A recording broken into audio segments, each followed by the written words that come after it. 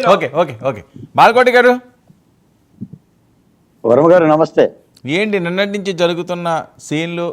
15 సంవత్సరాలు మేమే ఉంటాం, ఎవరు ఎన్ని పుల్లలు పెట్టినా మేమేం పట్టించుకోము అని పవన్ కళ్యాణ్ గారు నిండు సభలో చెప్పడం, మరొక వైపు అసలు గవర్నర్కే గౌరవం ఇవ్వని వాళ్ళు అసెంబ్లీలో అడుగు పెట్టడానికి వీలు లేదని చెప్పి పవన్ కళ్యాణ్ గారు హుకుం జారీ చేస్తున్నారు.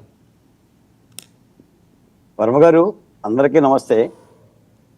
అందరికీ తెలిసిన సత్యమే, ఈ డిబేట్లో ఉన్న నలుగురికి కూడా తెలిసిన సత్యమే. నేను చెప్తున్నాను, అధికార పక్ష హోదా ప్రజలే ఇస్తారు, ప్రతిపక్ష హోదా కూడా ప్రజలే ఇస్తారు.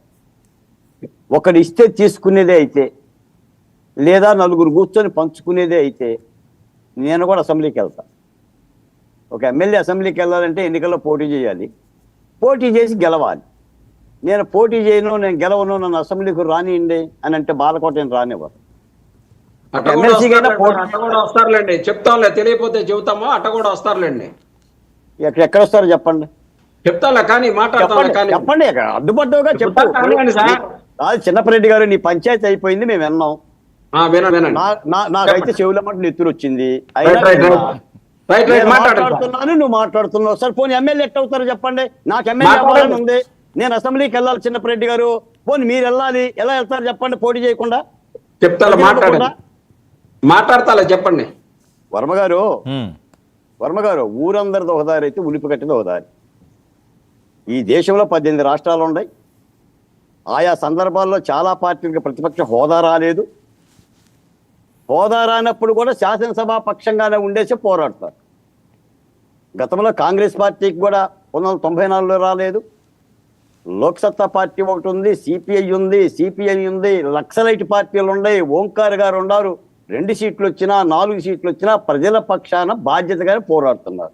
ఇప్పటికీ ఆంధ్రప్రదేశ్లో కమ్యూనిస్ట్ పార్టీలు ఉన్నాయి, వాళ్ళకి ఎమ్మెల్యే స్థానాలు లేకపోయినా పోరాడుతున్నారు.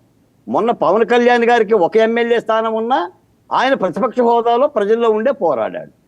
ఈ రోజున తెలుగుదేశం పార్టీ అసలు ప్రతిపక్ష హోదా మాకు ఇవ్వండి అడుక్కోవడమే నీచాతి నీచమైన చర్య. ఒక రాజకీయ పార్టీ దమ్ము చూపించాలి, గడుసు చూపించాలి, ప్రజల్లో పోటీ చెయ్యాలి, గెలవాలి. Where is the why not 175 నినాదం? వేర్ ఇస్ ద సింగిల్ సింహం? ఏమైపోయినాయి?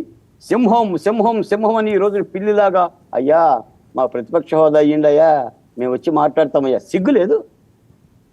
నేనైతే అడగనండి. ఇప్పుడు అలా ఇచ్చే లెక్క అయితే ఈ రాష్ట్రంలో దళితుల ముఖ్యమంత్రి అయ్యేవాళ్ళు, మేము రాజకీయ పార్టీ పెట్టేవాళ్ళం. ఈ రోజు మేము ఎందుకున్నాం?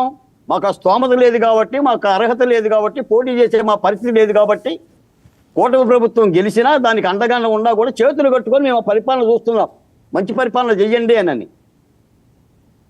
నిన్న జగన్మోహన్ రెడ్డి గారు 11 నిమిషాలు ఉంటానికి కూడా నిప్పుల మీద నిలబడ్డట్టు అయిపోయిందండి. ఇవన్నీ ప్రజలు చూస్తారు. పైపెచ్చు సార్ నేను చెప్తున్నా వర్మ గారు, పక్కన శాసన మండలి పంపిస్తున్నావు, శాసనసభను బాయ్కట్ చేశావు. ఇది ప్రజా లక్షణం అండి ఒక రాజకీయ పార్టీ నాయకుడికి?